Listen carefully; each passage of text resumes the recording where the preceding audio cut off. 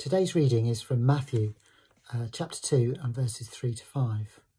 It comes as the wise men have been in Jerusalem, asking, "Where is he who has been born the King of the Jews?"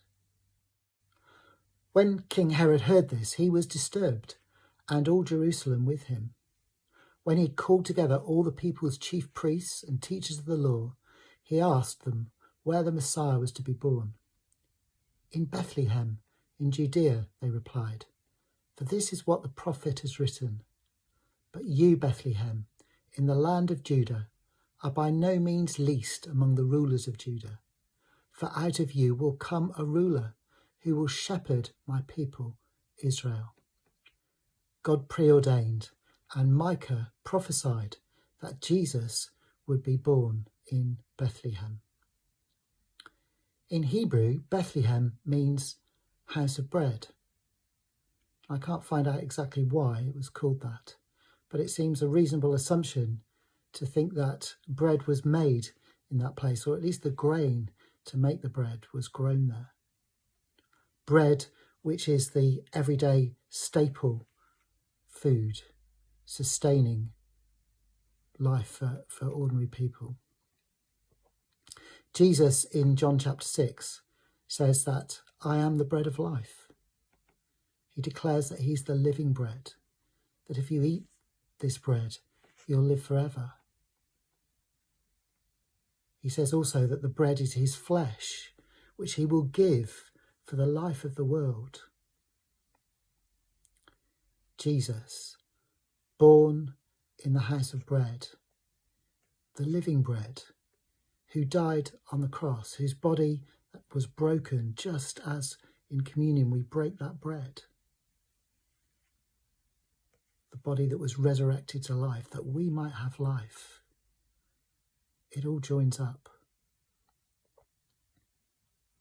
The homeless and vulnerable charity in Stafford is called the House of Bread. And it's called that in recognition not only of the importance of meeting physical needs, but also to introduce to those folk the opportunity of meeting Jesus, the living bread that who gives life. As you reflect on these things of Jesus, the living bread, maybe think about any friends or neighbours who you could provide practical support to, which might just open up that opportunity to share with them, again, that life-changing thing of meeting Jesus, who is the living bread.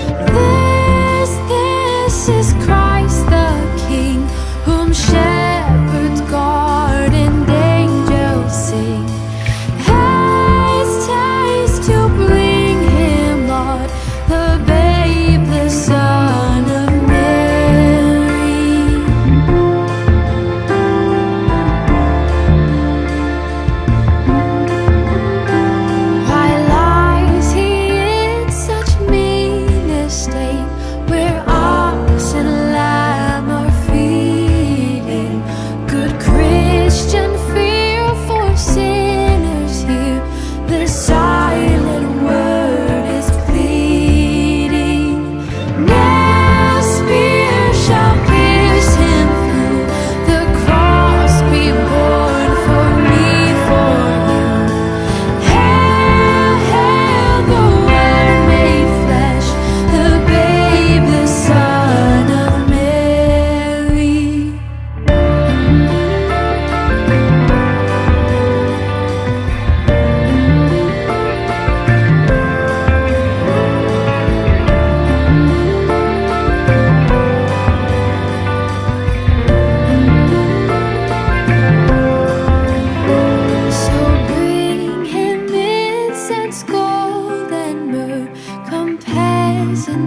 king to own him, the King of Kings, salvation.